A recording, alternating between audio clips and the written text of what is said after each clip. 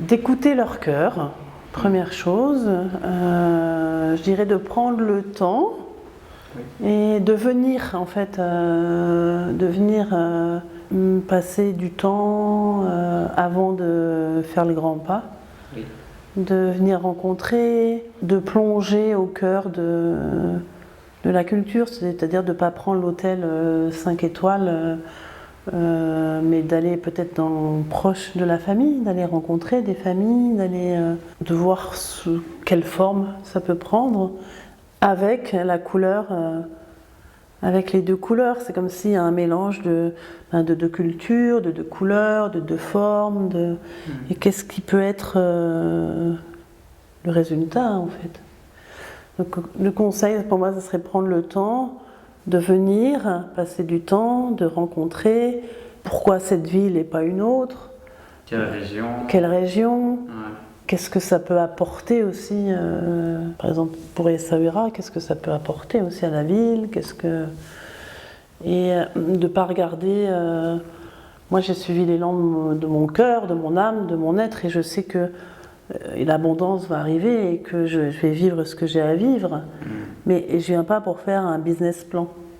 Donc je crois qu'aussi, il faut arriver avec les choses à leur place. Parce que des fois, on rêve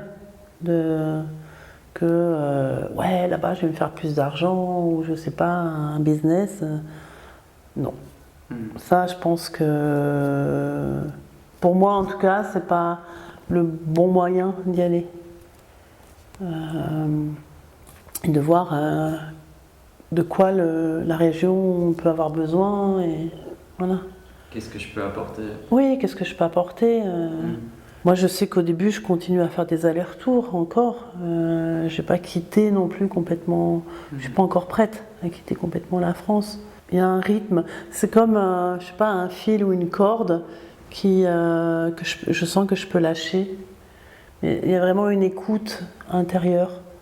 Il y a un respect de ce mouvement intérieur. Donc, ouais, ce que je peux conseiller aussi, c'est vraiment d'être à l'écoute de soi. À l'écoute de sa petite voix. Ouais, ce que tu ressens, oui. Ça ne manque pas. Oui. Et après, moi, j'ai demandé ce que je voulais. J'ai demandé une maison avec un lieu séparé pour accompagner, pour faire des concerts, etc. Et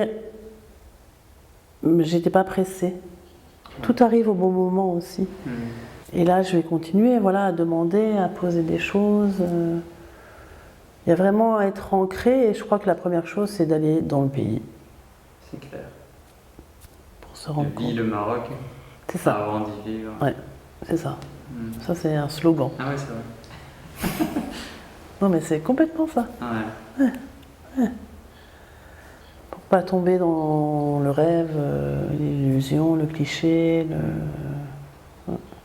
Et ce que tu dis est juste aussi, parfois il faut préparer, mais parfois on prépare trop. Oui. Et du coup, tu passes jamais à l'action. Oui. Tu restes dans le mental. Oui. À un moment, il faut se bouger. Oui. Ouais.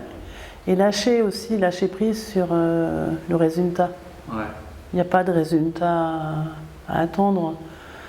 Et il y a à mettre en place les choses, il y a à sentir comment aller à la rencontre, il y a à proposer, mais de ne pas rester accroché au résultat. Il y a à être dans le chemin plutôt que d'attendre le bout du chemin.